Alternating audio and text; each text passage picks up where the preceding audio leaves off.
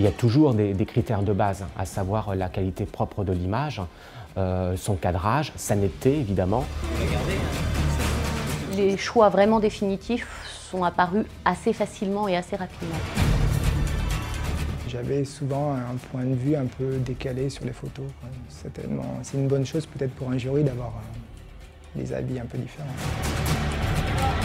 D'un concours à l'autre, on constate une amélioration de la qualité des images. Et à ça, il y a sans doute plusieurs raisons. La première, c'est que le matériel a évolué, bien sûr. Et puis la deuxième, c'est que les images circulent aujourd'hui beaucoup plus. Cette année, l'informatique est au rendez-vous. On n'a plus le toucher des photos, on ne met plus les gants blancs, on ne se passe plus les photos. On a le plaisir des yeux. En fait, on est des témoins de la nature et on est juste là pour partager.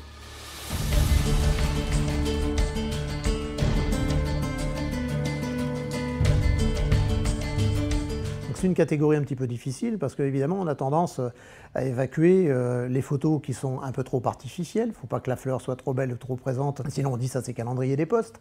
On va aussi évacuer les photos sur lesquelles la fleur est fanée.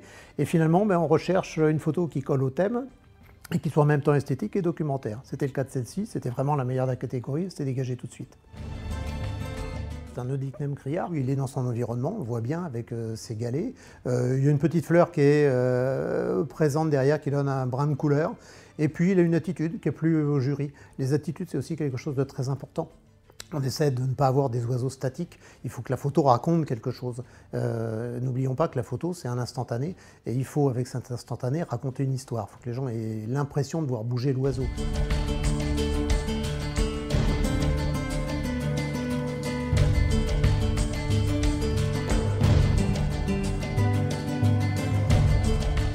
Nous sommes décidés sur le héron billoro dans une ambiance assez fabuleuse, dans les tons violets. Surtout, ce qui nous a marqué sur cette photo, c'est la définition extrêmement précise sur le héron, avec un temps de pause très long pour permettre de faire un filet sur l'eau. Donc à la fois le côté filet où normalement tout est en mouvement et une douceur et une netteté extrêmement précise sur le héron. Dans les techniques de prise de vue, le temps de pause long permet de figer l'eau et aussi d'apporter à l'excès, à l'extrême, les lumières que l'on peut avoir dans la nature. Donc un coucher de soleil qui a déjà une couleur très marquée, qui se réverbère dans l'eau, plus l'apport de la technique avec un temps de pause encore une fois très long, permet de faire ressortir ces ambiances violettes, bleues, roses des levers ou couchants.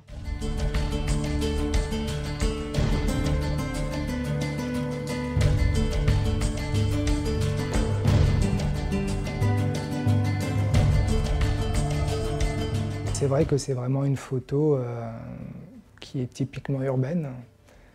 Et moi, ce que j'ai bien aimé dans cette photo, c'est justement les verticalités, les horizontalités, et cette teinte un peu à la fois mélancolique, à la fois typique d'une soirée en ville un peu morne, quoi. Mais il y avait quelque chose d'assez touchant dans cette photo.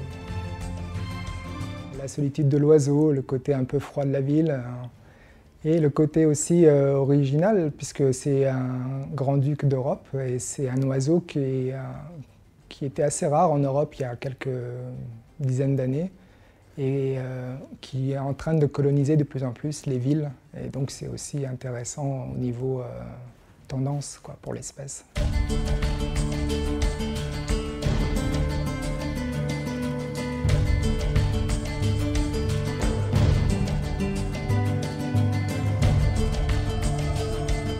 C'est un premier prix que j'aime bien parce que c'est la catégorie de l'eau. L'eau, c'est la vie, et l'oiseau est un des grands symboles de l'eau. Ce Bécasso Sanderling, il est vraiment une passerelle, un lien entre plusieurs continents. Au centre, on va trouver la Picardie, la baie d'Authie, où il est présent l'hiver. À l'extrême nord, il va nicher au cercle polaire en Scandinavie. Et puis il va retrouver les grandes plages du Sénégal, les grandes plages du Nigeria. Donc c'est vraiment un lien entre l'eau des pays du Sud, notre eau en Picardie qui est indispensable, qu'elle soit maritime ou d'eau douce, et puis l'eau de l'Arctique. C'est un oiseau qui est très photogénique quand il a des belles ambiances. Et là, il y a une belle ambiance avec la glace, un reste de couteau qui est coincé dans la glace, qu'il est en train de manger. C'est un oiseau qui aime bien avoir un beau décor pour le mettre en valeur.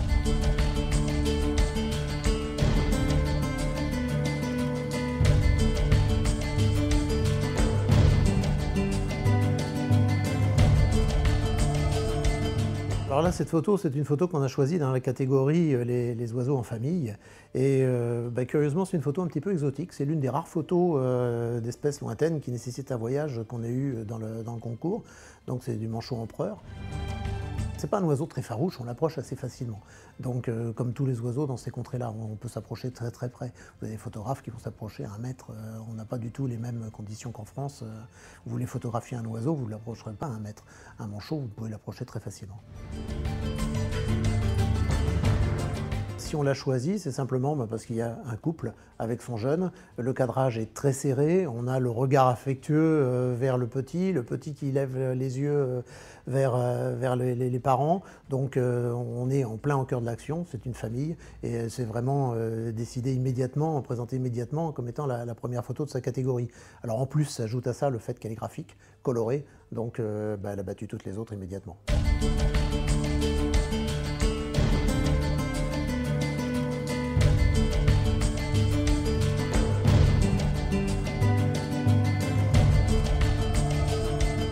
C'est une image que j'ai appréciée parce qu'elle est, elle est originale par rapport aux images de tétralyres qu'on a l'habitude de voir.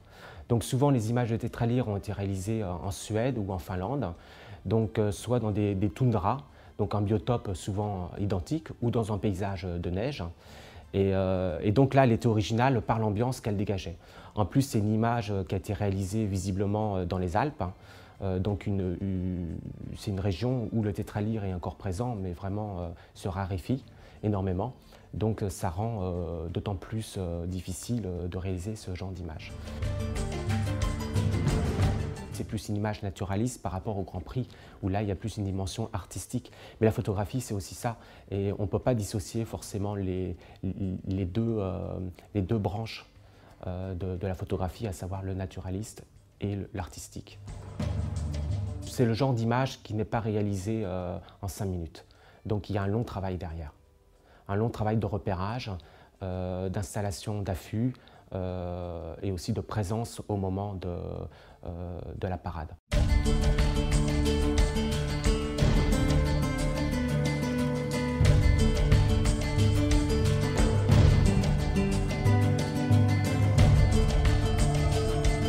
Sur cette photo d'Eider à tête grise, on l'a remarqué un petit peu, elle n'a pas fait l'unanimité, elle est sortie de la sélection et puis on trouvait que le côté technique était extrêmement bien maîtrisé.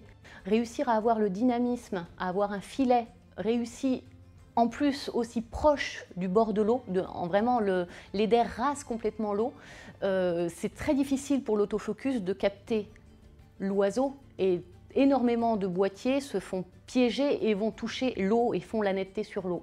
Donc le photographe doit être très très précis sur le collimateur choisi, ce qui rend cette image extrêmement difficile à réaliser.